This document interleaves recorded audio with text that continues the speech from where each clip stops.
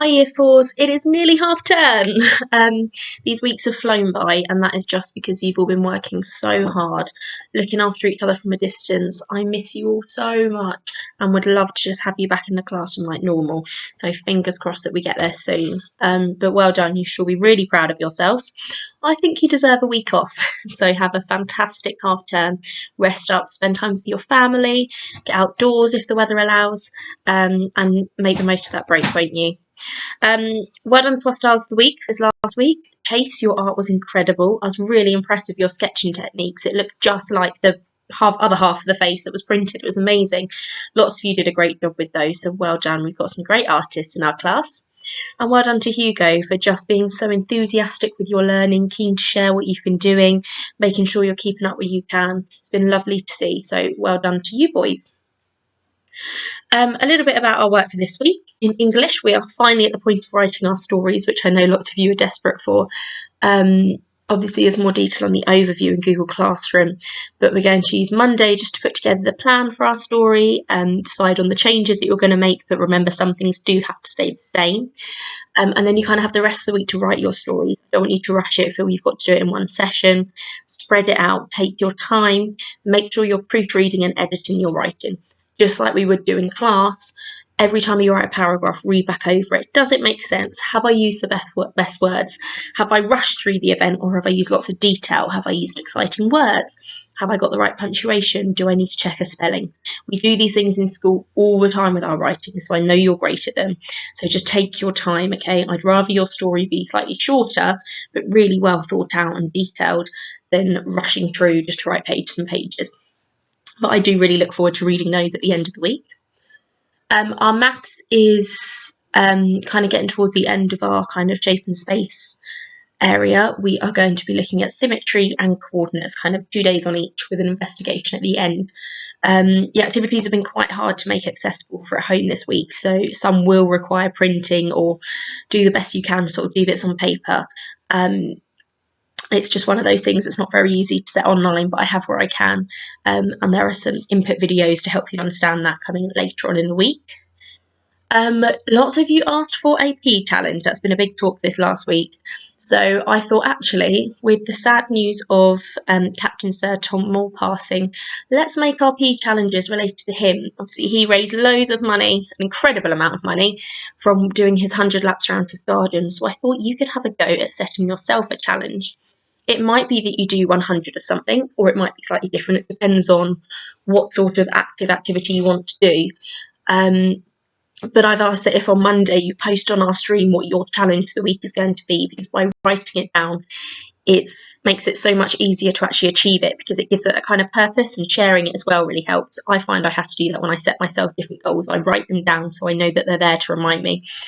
Think about what you're going to do. Choose something that's suitable for you, but also is going to challenge you. Don't do something you can do really easy, because I know we've got some really sporty ones in our class.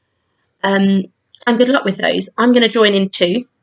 I haven't decided fully what I'm going to do. I'm thinking of trying to do, I'm going to regret saying this, 50 burpees a day.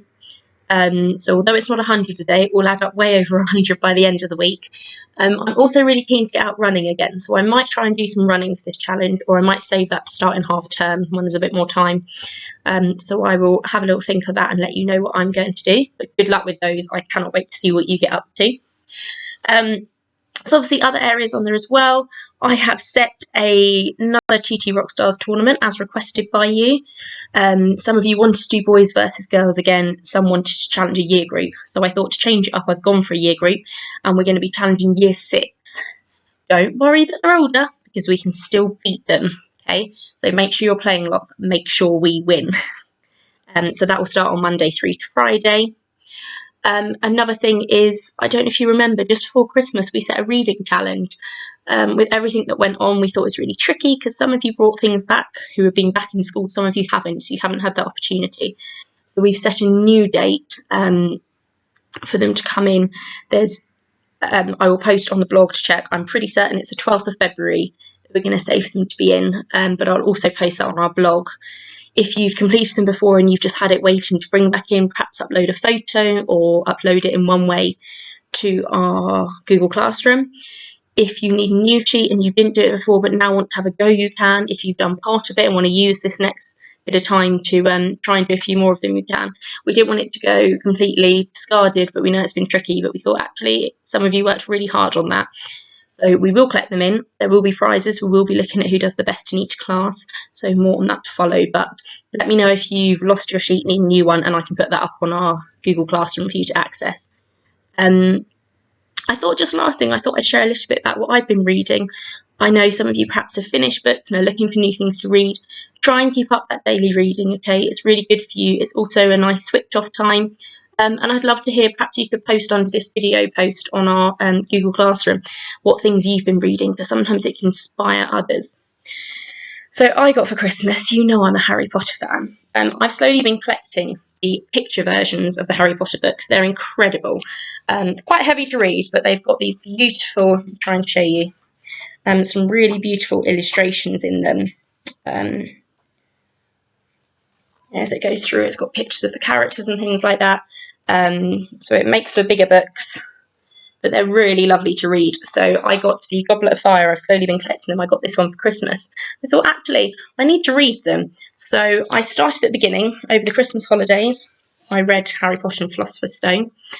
And my plan is to try and read back over all of them. So I was about to start Chamber of the Secrets, my next one to go on to, but I'm spoiled for book choices at the moment because Ichabod came out as well, which is another J.K. Rowling book, isn't it? So I thought I'd take a break from the main books and have a go at Ichabod. Now this is just what I'm like with my reading. I went to start this, and Mrs. Wright suggested a book to me that I also wanted to read.